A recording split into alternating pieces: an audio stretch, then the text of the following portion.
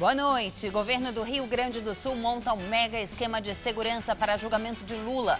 Em torno do prédio do tribunal será bloqueado de forma aérea, terrestre e naval. Planalto diz que manterá a luta judicial por posse de Cristiane Brasil no Ministério do Trabalho. A cerimônia estava marcada para hoje, mas foi novamente suspensa por decisão do STF.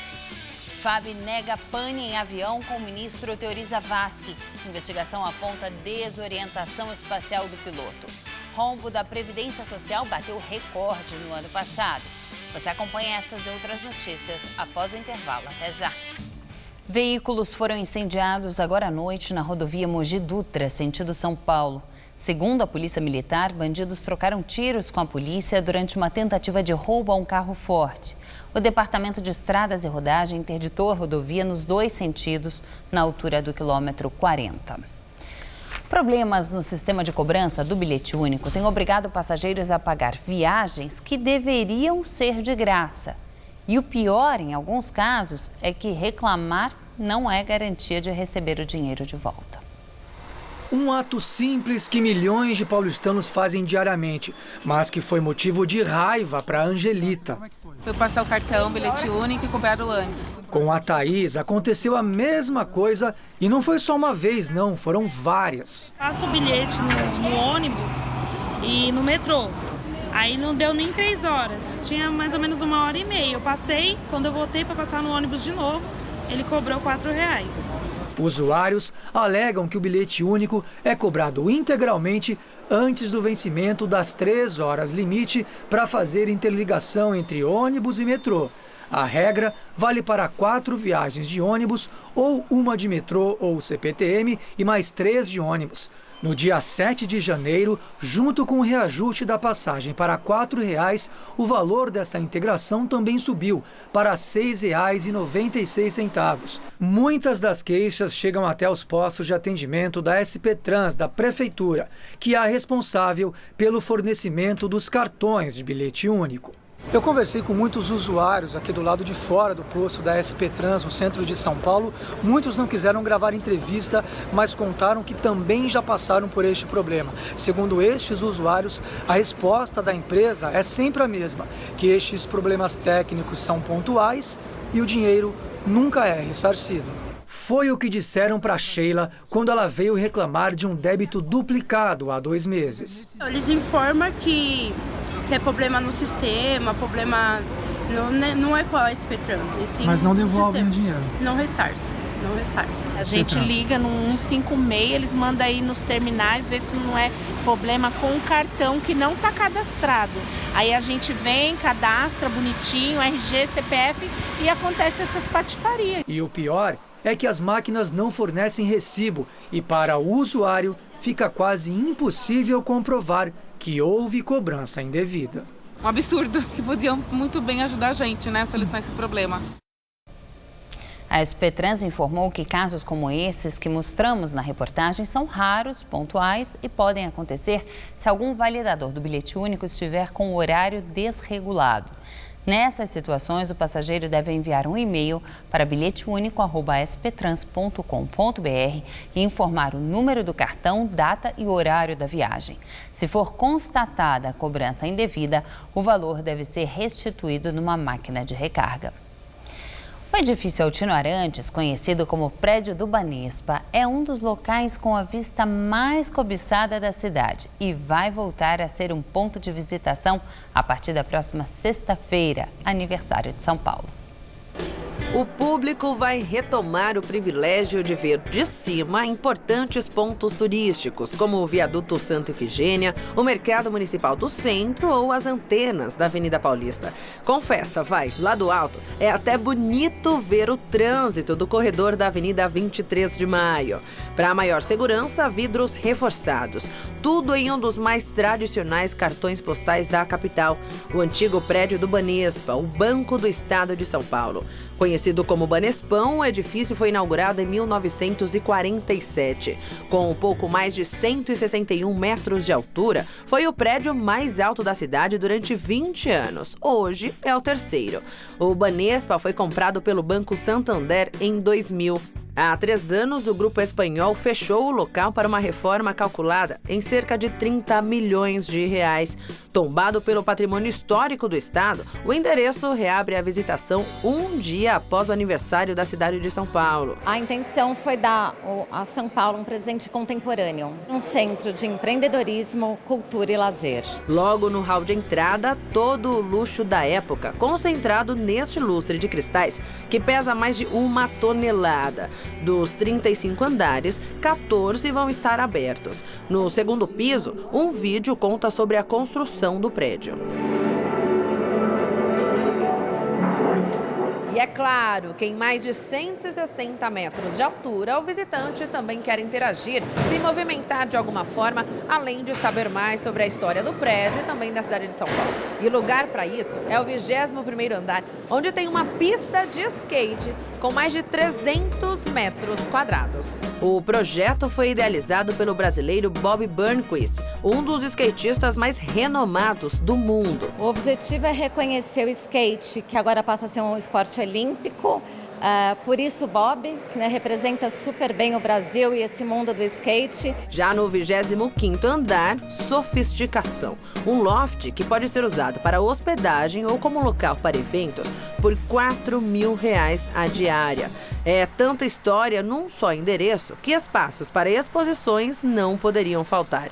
Daí vale aproveitar para esquecer da correria de São Paulo e relaxar com os sons da natureza. A partir da próxima sexta-feira, este será o mais novo cartão postal do centro de São Paulo.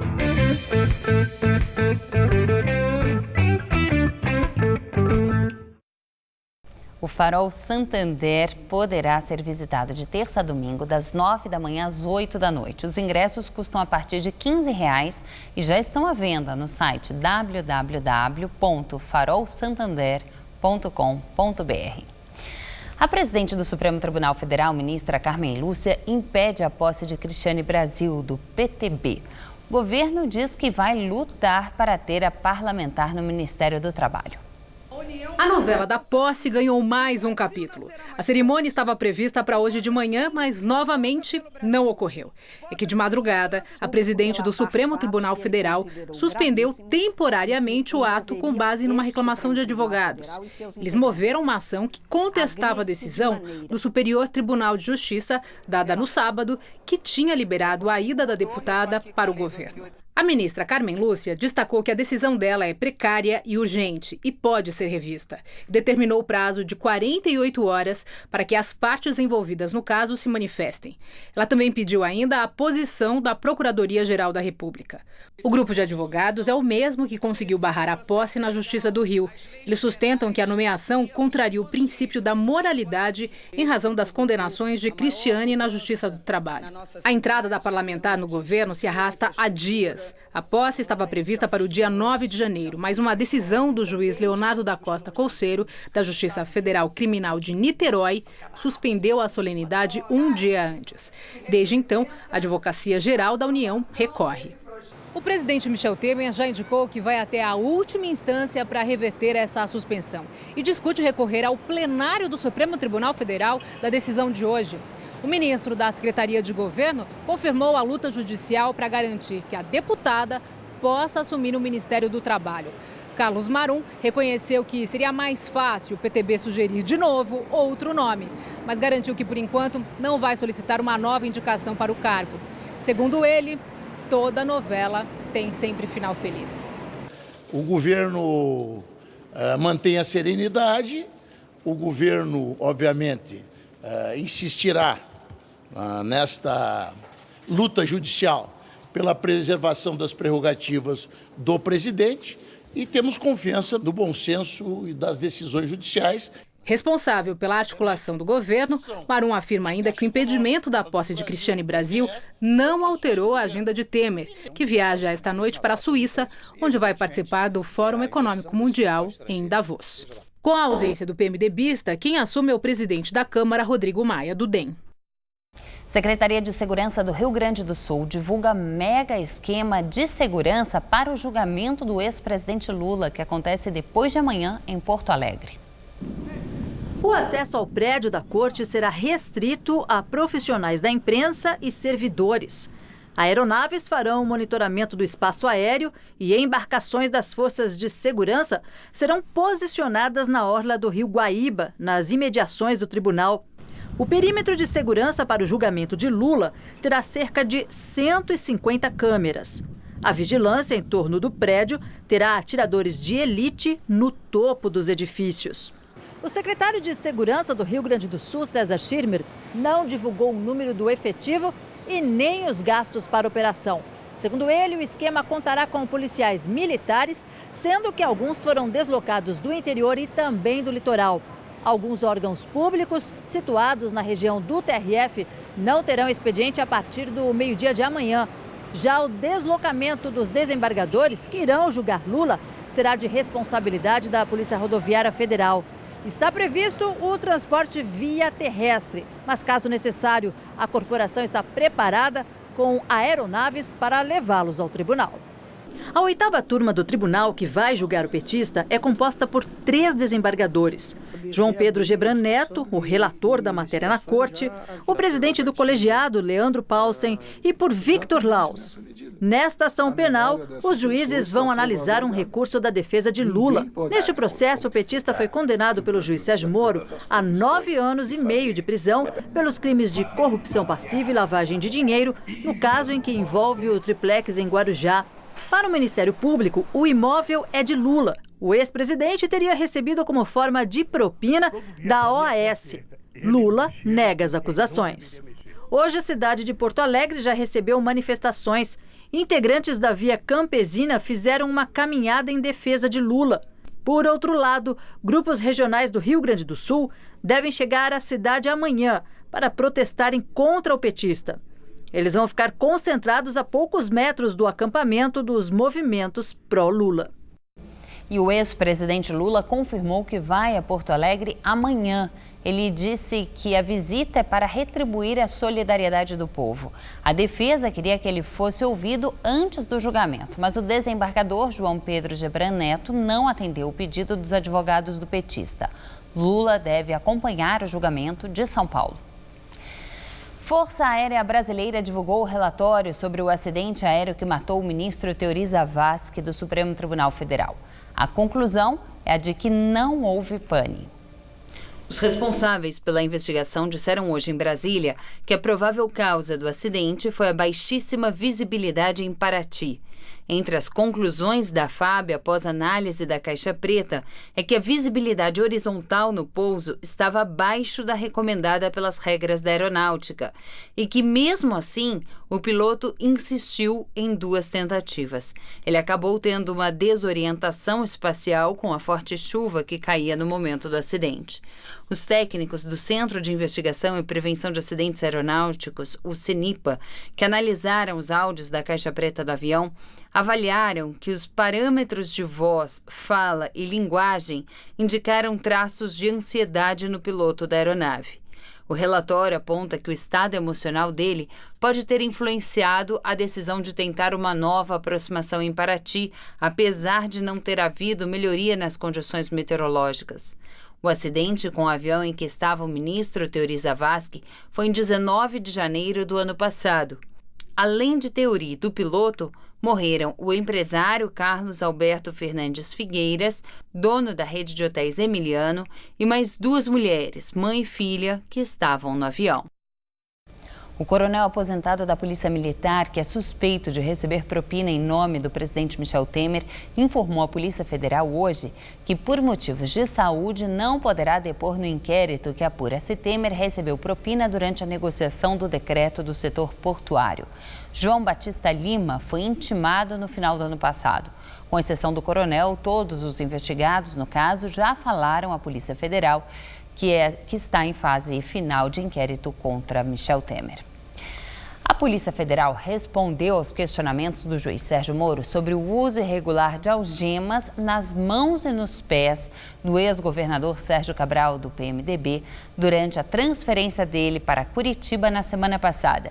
Segundo a Polícia Federal, o procedimento foi para garantir a segurança do próprio Cabral. O uso de algemas em pés e mãos de presos que não oferecem perigo ou resistência está vetado pelo Supremo Tribunal Federal há quase 10 anos. Porém, a Ordem dos Advogados do Brasil questionou o juiz Sérgio Moro a respeito do uso desse expediente na semana passada, durante a transferência de Sérgio Cabral para Curitiba. O juiz paranaense disse que orienta desde o início da Lava Jato que a PF haja de acordo com a lei e intimou a Polícia Federal a responder pelas irregularidades. Agora à noite, o delegado Igor Romário de Paula, que é responsável pela equipe da Lava Jato em Curitiba, disse que o uso das algemas em Cabral foi necessário para garantir a segurança do próprio preso, da equipe policial e também de terceiros. De acordo com o delegado, as dependências de acesso ao Instituto Médico Legal não possuem controle de entrada e são regularmente frequentadas por pessoas não vinculadas aos órgãos policiais, como jornalistas, cinegrafistas e até mesmo terceiros curiosos, o que justificou o procedimento. Agora o juiz Sérgio Moro deve decidir se pede ou não ao Ministério Público e à Corregedoria da Polícia Federal a abertura de inquérito contra a equipe responsável pelo episódio. Depois da correria aos postos de saúde por causa da febre amarela, a Prefeitura decidiu antecipar a campanha para o feriado de aniversário de São Paulo na quinta-feira. Com as filas enormes, nem sempre a vacina é suficiente. E muitas vezes, os mais prejudicados são os funcionários, que têm que enfrentar a multidão de inconformados. A Sandra era a primeira da fila. Seria muita sorte se esta não fosse uma segunda fila. É que as senhas para 720 doses que começaram a ser aplicadas às 9 da manhã já tinham acabado quando ela chegou à UBS do Jardim Helena, na zona leste da capital. Só depois de uma recontagem é que o filho dela e as outras pessoas poderiam ser vacinadas. Eu já tomei em Itaquá, só que meu filho tem doença crônica, né? PTI. Aí eu vou passar ele no médico, ver se ele pegar uma autorização para ver se ele pode tomar ou não. A Fernanda deu sorte. Como sobraram senhas, ela e os filhos foram imunizados. Valeu a pena, porque o desespero inicial a gente não passou. O sufoco que ocorreu alguns dias atrás, a gente nem passou. A gente chegou, tomou e já estamos indo embora. Essas imagens, gravadas por funcionários, são de sexta-feira. Houve muita confusão e a GCM foi acionada. Ninguém ficou ferido, mas sem gravar entrevista, um funcionário da UBS disse que as consequências só não foram mais graves devido ao trabalho da polícia e da GCM, que impediram uma invasão. Só por causa da vacinação contra a febre amarela, a equipe aqui desta unidade teve que aumentar o quadro de funcionários. São 24 auxiliares de enfermagem a mais, 12 pela manhã e 12 à tarde, além de um enfermeiro. Só que o problema é que mesmo com mais gente trabalhando, as doses continuam acabando rápido demais. Nesta outra gravação, um carro da Polícia Militar é cercado por pessoas que pretendiam tomar vacina.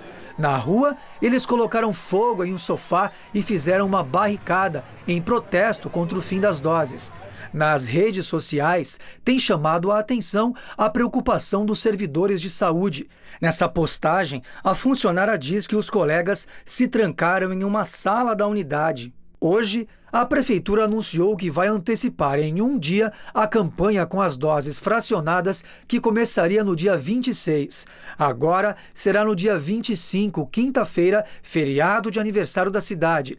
As áreas de risco vão ter prioridade, mas a Tereza diz que não vai esperar. 4 horas da manhã, né? Tem gente que vem às 10 da noite para dormir aqui. Senhas para tomar a vacina da febre amarela vão ser distribuídas de casa em casa por equipes de saúde nas áreas prioritárias. A meta é imunizar toda a população do estado até maio. A principal mudança nessa fase com vacinas fracionadas será a distribuição de senhas em casa por agentes de saúde da Prefeitura e também por organizações de bairro.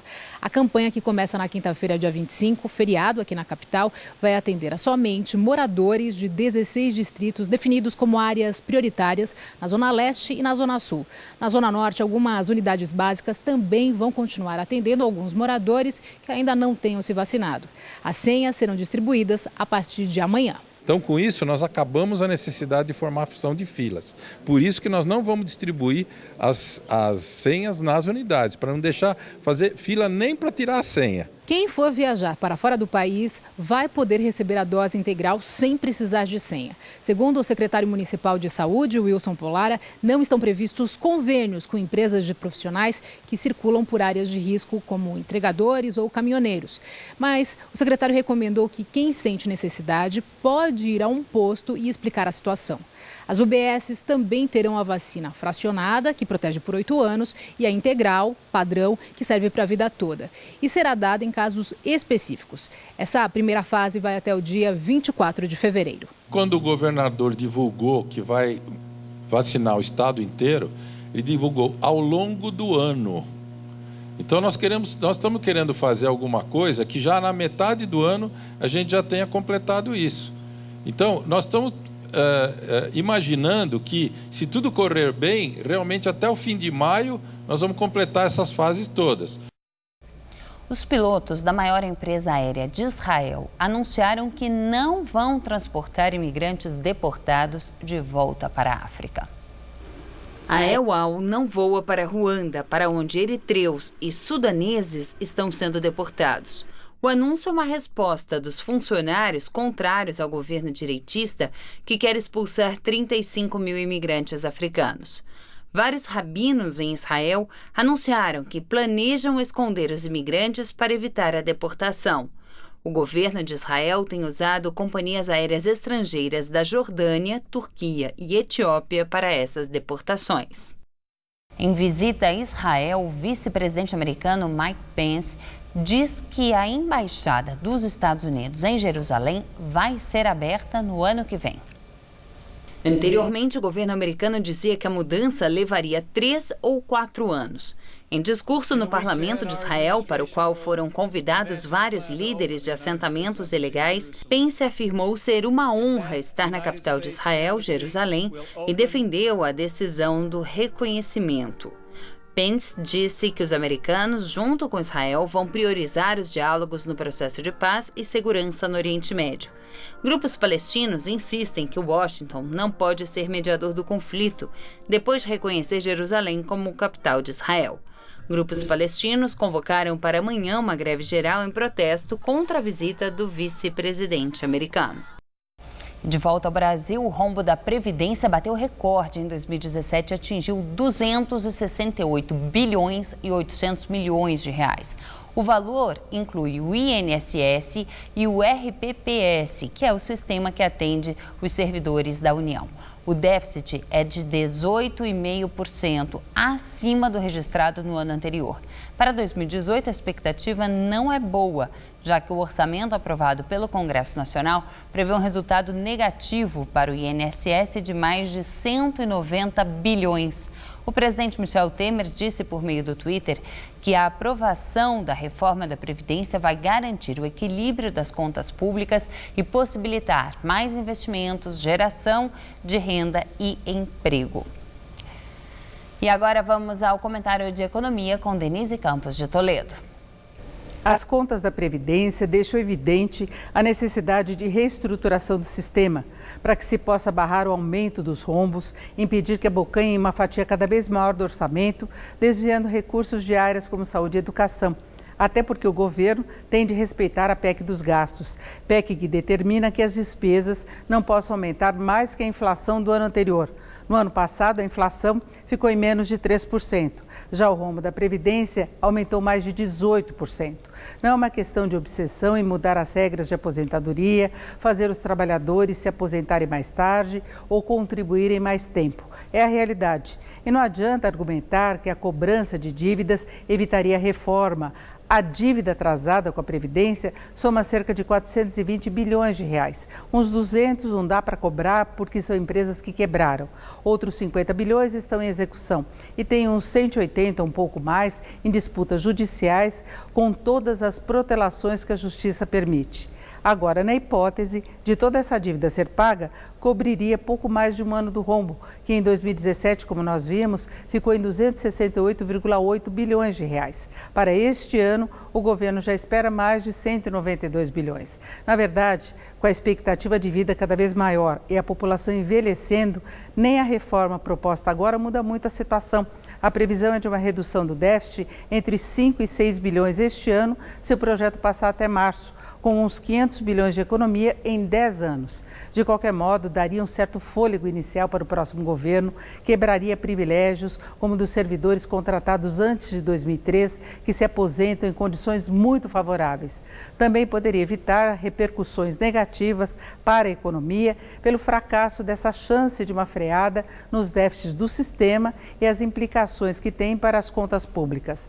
Mas o mais provável é que a reforma fique mesmo para o novo governo.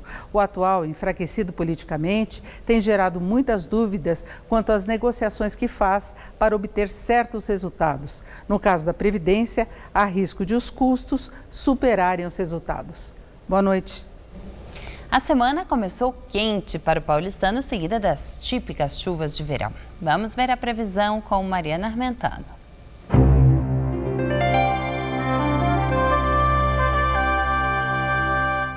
Os próximos dias continuam muito parecidos aqui na capital.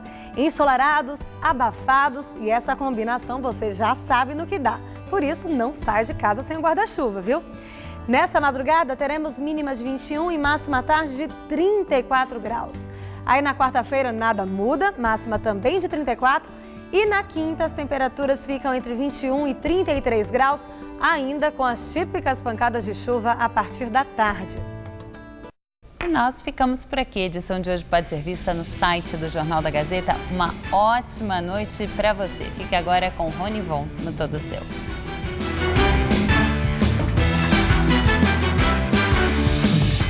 Revista da Cidade desta terça, 9h30 da manhã, saiba como ficar livre dos insetos que se proliferam no verão. Assista agora, Todo Seu.